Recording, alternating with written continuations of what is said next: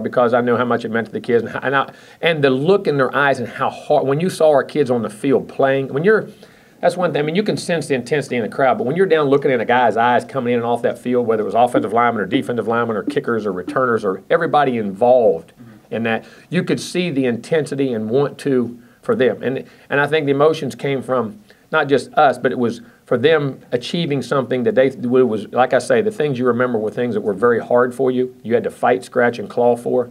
And that's what as much as proud of them growing as human beings as much as anything. That's where a lot of that came from. They were tremendous in the red zone and tight zone, down there keeping points off the board. Short yardage. I say you can play well at times and play situations poorly and lose the game. I say this all the time. Or you can play average at times, which we did at certain points, but play situational football very well and win games. You got to play, turnover battles, things like that, short yardage, goal line, red zone, big play things. And I think we're getting smarter. We're learning to play smarter football. Now we got to be consistent. Jameis is a tremendous football player. There's a lot of great football players here.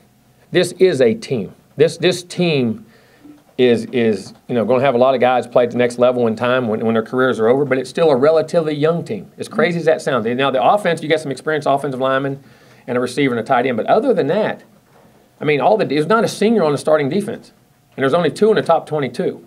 And for them to step up and meet a challenge like that, and what they did, and the kickers and the punters to do that, and then the other, some of the young offensive players to make plays in the game and be around, and hey, we can do this if Jameis wasn't here. And that's not, we want him here, I'm not saying that, but at the same time, that we are a team and we have to, we can be great football players too, and I think the rest of the country saw that we have that. Put this one behind you.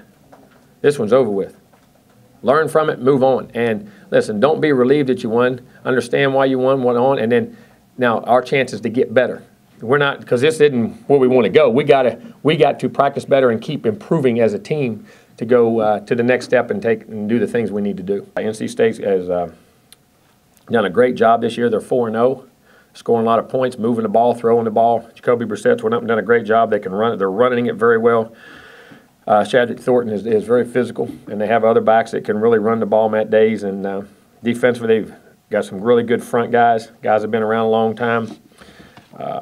And some excellent new guys in that predicament. Got some great young linebackers that are covering. The secondary is very similar to a year ago, so they have a lot of experience.